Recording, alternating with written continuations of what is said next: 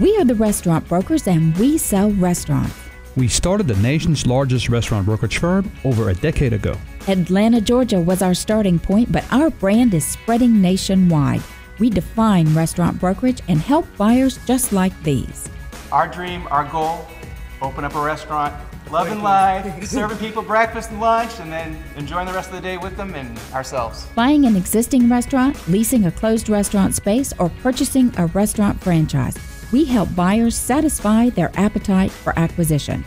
I'm part of a husband and wife team with this fella. Working with my wife has been a lot of fun. The ultimate goal for everybody here is to make this work. And because we have different strengths, we bring different angles to the deal. The process begins with our powerhouse website, WeSellRestaurants.com, where buyers sign online confidentiality agreements and browse restaurants for sale. Then we send buyers undercover to check out a restaurant and decide if it's the right one for them.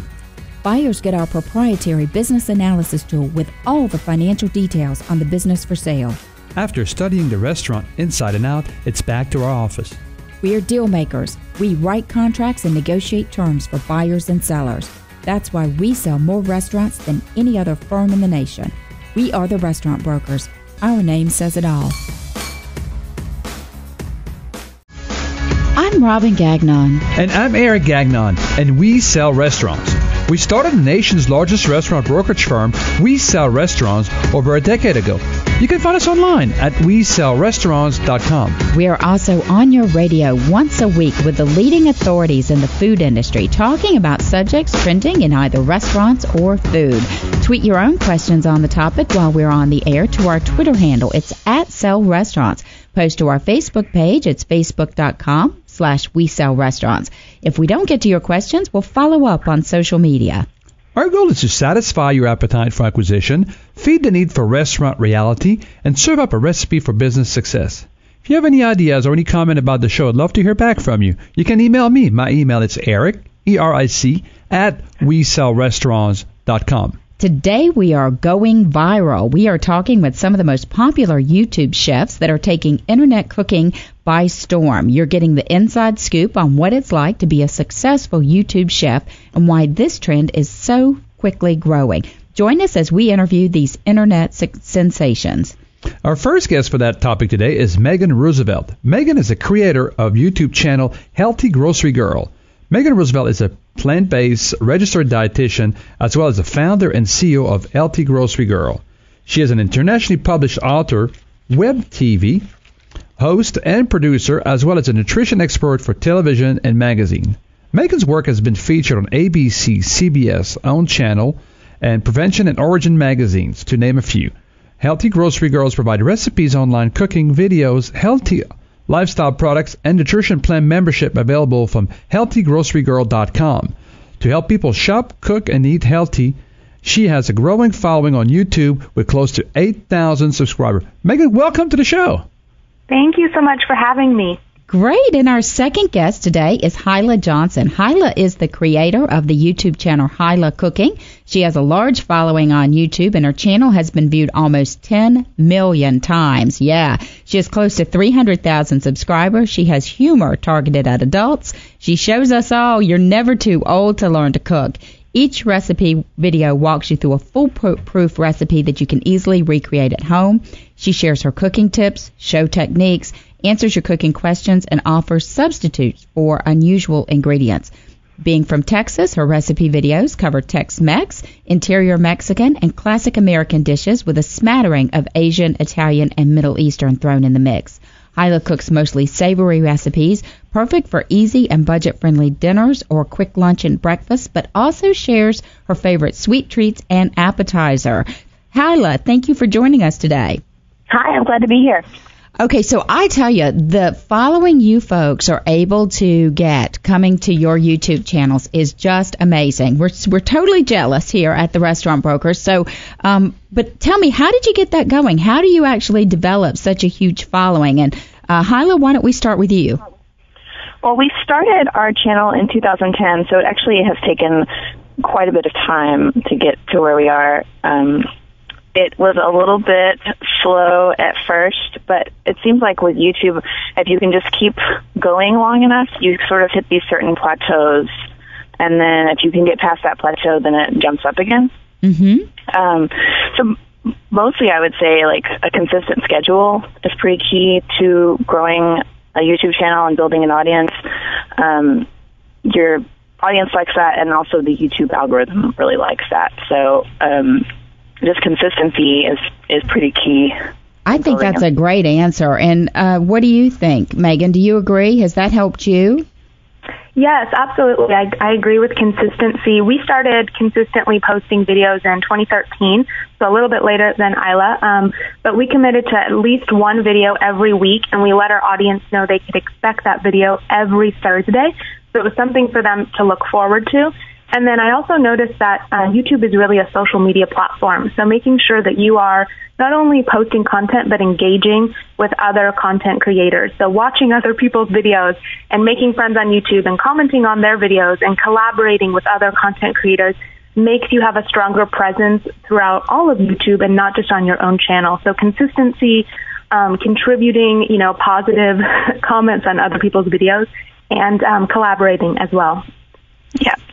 So basically, one of the key to this is also, you just remember, both of you said consistency. So you got to keep going and going. So you start, I mean, there may not be, a few people, then a few hundred, and a few thousand, you keep growing. But if you keep doing it, is it pretty much a good way to commit to this? For how long should you commit to this for somebody to decide, hey, this is working for me, this is not working, based on y'all's experience? Hilah? When we started, we decided we were going to make 100 episodes, and that would be our goal. And then at that point, we would stop and look at it and see if it was worth our time to continue doing it. So that's a pretty big commitment, because we started out doing weekly also. So what is that? I mean, that was basically, we set ourselves up for a 2-year commitment. And, we both had full-time jobs when we started, so we would just do this on the weekends. But after 2 years, was actually when we started making a little bit of money and decided that it was worth it. And it was still, it was fun to do, too. So, I think that answer is a little bit different for everyone, of course. But that was the goal that we started out with. And this is now your full-time role, right? So there's no more just nights and weekends. You actually can make money doing this. Tell us a little bit about that, Hilah. I actually get this question a lot. I think a lot of people don't realize that when you watch a YouTube video, if you see a pre-roll ad or even just a little banner ad at the bottom of the video screen, that for each ad that you watch, I get, a penny or something. Mm-hmm. So, and the CPM, like the cost per thousand rate, is different depending on what niche you're in, like for cooking or fitness or whatever, or comedy. So you can't, like, everyone gets paid a little bit differently, but that's how YouTube pays people that upload videos. I love that. How about you, Megan? Are you to that point that you're cash flow positive and this is what you do full time? Yeah, so I started, our YouTube channel is really a branch of our company, Healthy Grocery Girl, which I started about 4 years ago. So I run my company full time, but then I wanted to start doing videos as an extension of our company. And like Hilah said, you get pennies really from the videos that people watch. But other ways of like making money on YouTube is, working with brands and things like that. And one really important takeaway when brands approach you is always being really authentic to your channel and to yourself. And I will never, ever put a product in a video that I don't personally love and use and would want to share with my audience anyway. But you can start to make, pennies off of your videos. But then if you want to start including product, which works really well naturally for kind of cooking videos, that's another way to kind of start partnering with brands and to make money as well. So if an oil company comes to you and says, start pushing Valvoline, doesn't make any sense. But if a great, kitchen company comes to you and says, hey, start using my cookware, that folds in naturally. That's a great extension of your brand and makes some sense. Or cooking oil, Robin. Maybe cooking oil could be a good one. There you go. Yeah, you have to listen to your gut. And, I get approached by a lot of brands, and I turn down more than I say yes to, because I want it to authentically be a product that I would use or that I already use and that I would want my channel to know about regardless if they were compensating me or not. Yeah, that's a great point. Good. Totally agree. I'm very curious, Hilah, what is you guys' background? I mean, are you guys trained chef? Are you just people who love to cook and just decided to make it a public statement about your passion? Hilah, why don't you start with that one? My husband, it was his idea to start the show. We were just friends when we started the show, but he comes from a film background. He comes from a film background, and we had just worked on a movie together and wanted to do something a little bit smaller scale that we could control, so he thought we should start a web series and decided to do cooking since I love to cook, and I'm just self-taught. I've just been cooking since I was a kid.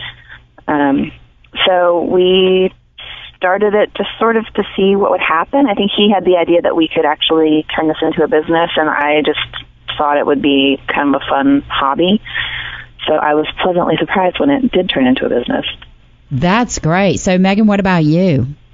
My background is I'm a registered and licensed dietitian, and I often contribute to television as an expert.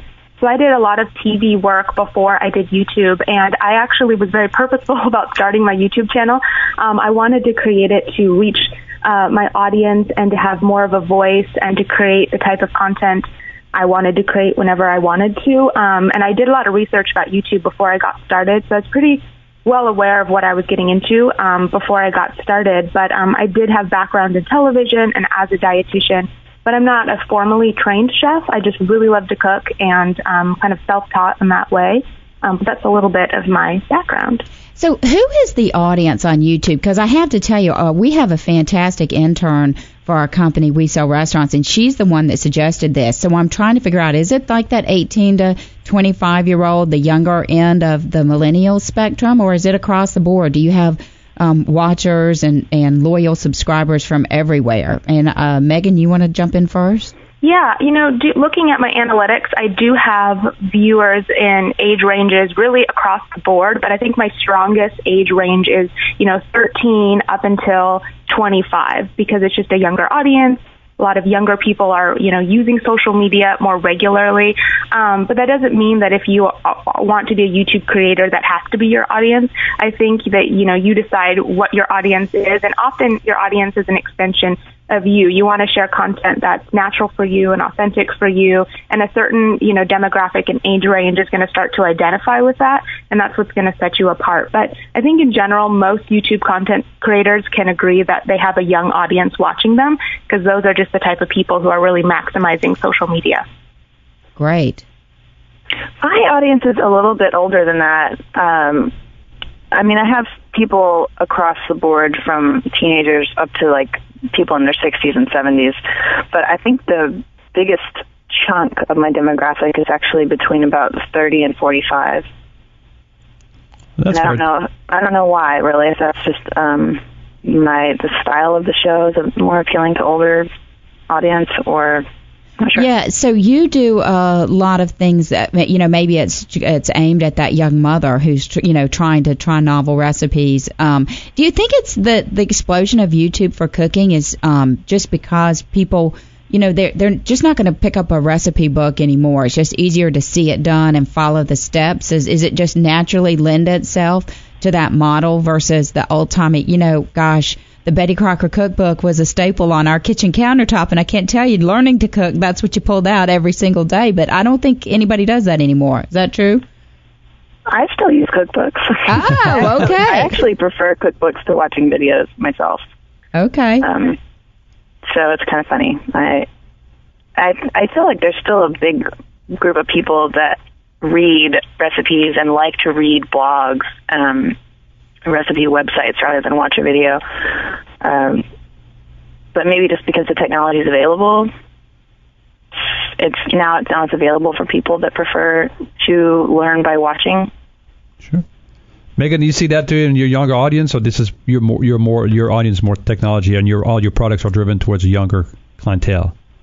Both. I read a research study that showed that in order for somebody, the best way for somebody to remember something is to hear it and see it.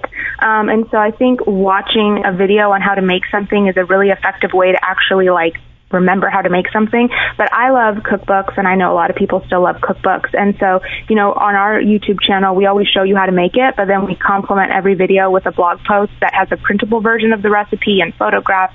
So depending on your learning style, maybe you like a combination of the both to refer to. I think that video is really fun, and we always try to make our content really fun and engaging, so it's entertaining and educational at the same time. And it's just, I think video is modern, and people like that, but I think having the cookbooks and the printed recipe versions, you watch the video once, but it's nice to have the printed version to refer to time and time again. Yeah, we have a website too where we do all the printable recipes and a coordinating blog post. We did a poll because we've produced 5 cookbooks too, self-published some cookbooks, and I did a poll for our YouTube viewers, and a lot of them said that they prefer videos. And I kind of concluded from that some people, that some people just prefer video and some people prefer to read things. Just 2 different learning styles, maybe. So that's really interesting, but it's you're really integrating multiple forms of media, though, because neither one of you is just YouTube and done. You're complementing it with your blog, with your website, with a way they can print and see a recipe. So it's kind of an all-of-the-above approach. You can see it, read it, watch it, and then execute it whichever way you want to at home in your own kitchen. Yeah, and I think that's important for anyone on YouTube. I wanted to go back to something Megan mentioned earlier about how she started her YouTube channel to build her business. And I think that's a great thing to do for a business. If you can figure out a way to use YouTube to promote your business or just to add an extra element to your business, then it is a whole new social platform that more people will find your website through. And I think Hilah can agree that content creation can be really time-consuming. A lot of work goes into a 3 to 4 minute video. So it makes complete sense to maximize your reach when you create content. If you put it up on YouTube, make sure it goes up on your website, in a blog. You want to put those pictures on Pinterest, on Twitter, on Instagram, on Facebook, and you've already created the content. So why not maximize all the different platforms you can to get that content out there? That is great advice. That's great advice, yes. Now, do you think, of course, Cooking Channel, Food Network all have these very famous chefs out there, pretty much doing a recipe in 30 minutes, and they have these beautiful kitchen, these beautiful, cookware, and they're dressed to the nines, in chef's uniform. And you guys are more, relating to the average person in their regular kitchen and everything. Do you think that connection is something that people are valuing, and maybe even people are in the business, maybe restaurateurs that want to maybe try to do some things like that, should be more in a less intimidating setting that makes the viewer more connecting with the person on the other end of the screen? Would that be a good statement? Yes. I think I get a lot of comments that people prefer the more relaxed style of my YouTube videos compared to stuff on the Cooking Channel and Food Network. How about you, Megan? Yeah, when I first got started with my channel, that was my biggest insecurity, was that I didn't have a beautiful kitchen. I had a very old kitchen that was not film friendly. So we actually turned our dining room into a studio, and you'll see it's not even a kitchen at all. It's a couple tables, and we built some shelves in the back with a little HGG for Healthy Grocery Girl light. We just created a space to film in that worked for us. But that I was very insecure of being well, it doesn't look like a beautiful kitchen, and I don't have the quality that people are, expecting to see with the film camera and the lighting when I first got started. And, I always recommend for people just get started, and it doesn't have to be perfect from day one. And if you watch my first video to now, it's so much different, and every video you create, you grow and you learn more on how to make it better.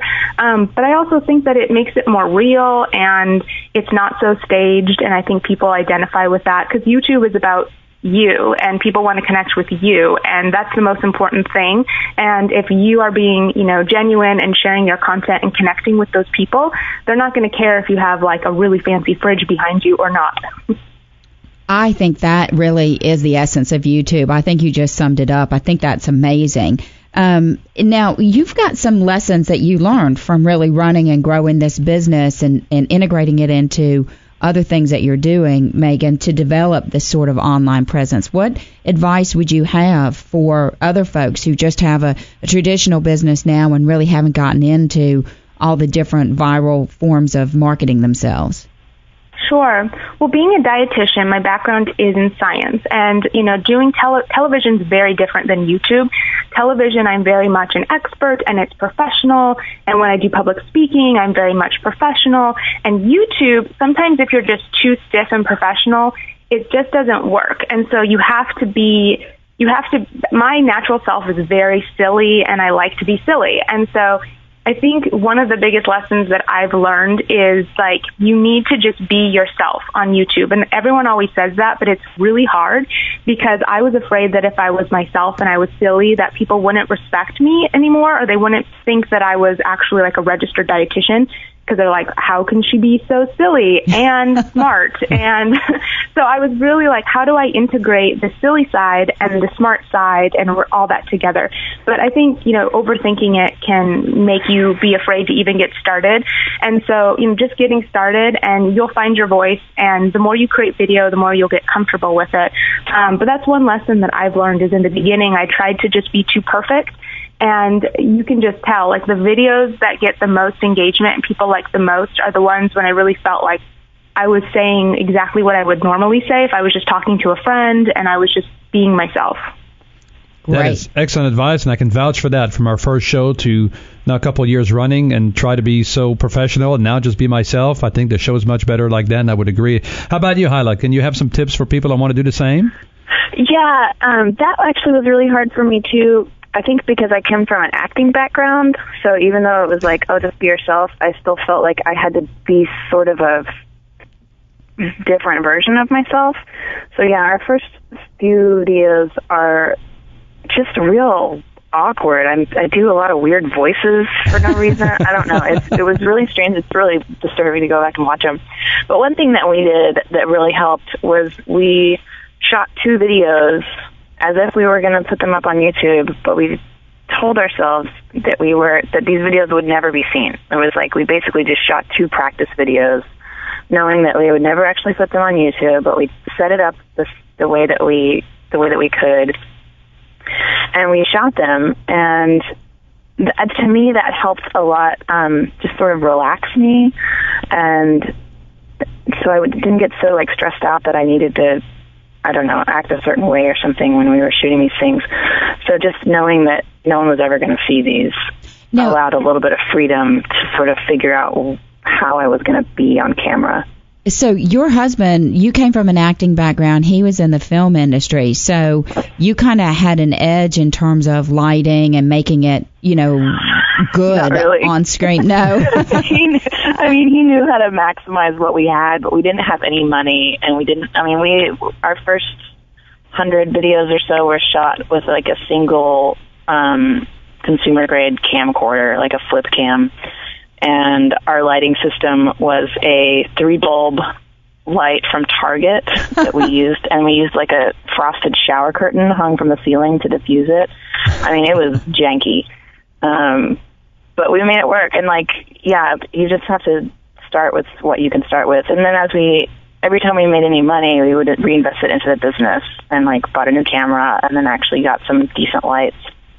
Okay, so I love that story because I think that's really the essence of YouTube, and I want to hear more. I actually want to hear Megan's startup story and hear if her equipment was also shoestring type starting out, but we're going to take a quick time out first. This is Eric and Robin Gagnon, the Restaurant Brokers. We are talking with YouTube stars Megan Roosevelt and Hilah Johnson. You know them from their very successful YouTube channels, Hilah Cooking and Healthy Grocery Girl. Continue to join us. Stay tuned as we satisfy your appetite for acquisition, feed the need for restaurant reality, and serve up a recipe for business success. We will be right back after this very quick timeout and short commercial break.